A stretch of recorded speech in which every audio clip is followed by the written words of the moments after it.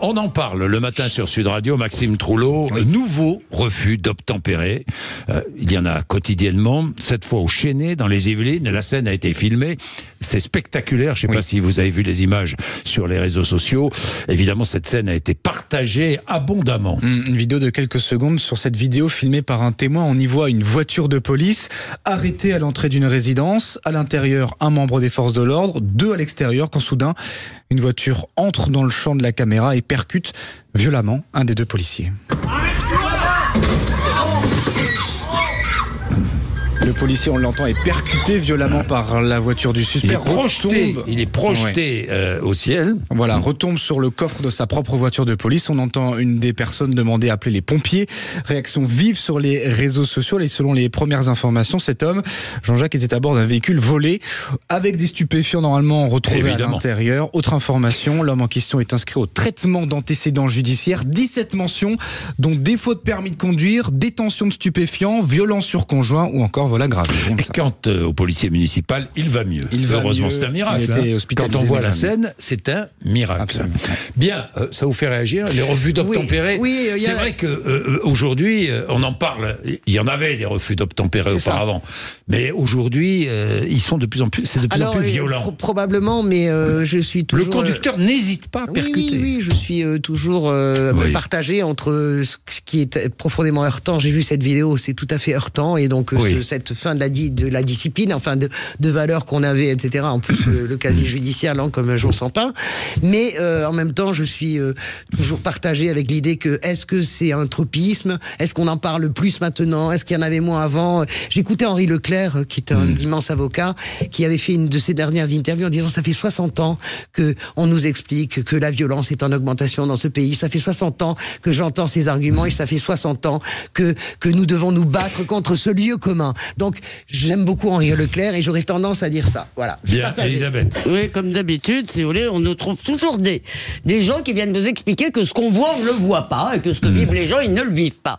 Alors, on t'explique, par exemple, que le taux d'homicide est soit resté stable, soit un peu baissé, le nombre d'homicides. Oui, mais le nombre de tentatives d'homicide, c'est-à-dire d'homicides qui ratent, en gros, lui a explosé. Le nombre d'agressions pour voler, par exemple, pour voler un téléphone, tout ça, évidemment, c'est pas aussi grave que de se faire tuer dans un règlement de compte, mais ça pourrit la vie des gens. Et donc, cette violence-là, elle a augmenté. Et sur la route, à l'évidence que nous disent les chiffres, les refus d'obtempérer, je ne crois pas qu'il y a 10 ans ou 15 ans, c'était un tel phénomène, parce que ça s'ajoute aux rodéos, qui sont aussi en développement. Toutes ces merveilleuses, vous savez, il y a une cinéaste de gauche qui nous expliquait que les rodéos, il fallait vraiment pas voir ça comme un truc de délinquant. Non, c'était un truc merveilleux, de rebelle formidable. Donc, cette question des refus d'obtempérer, moi je crois, et là je suis sérieuse, mais je sais que ça va t'énerver, c'est que je crois qu'elle tient aussi à une chose. Pourquoi des gens ne s'arrêtent pas quand la police leur demande?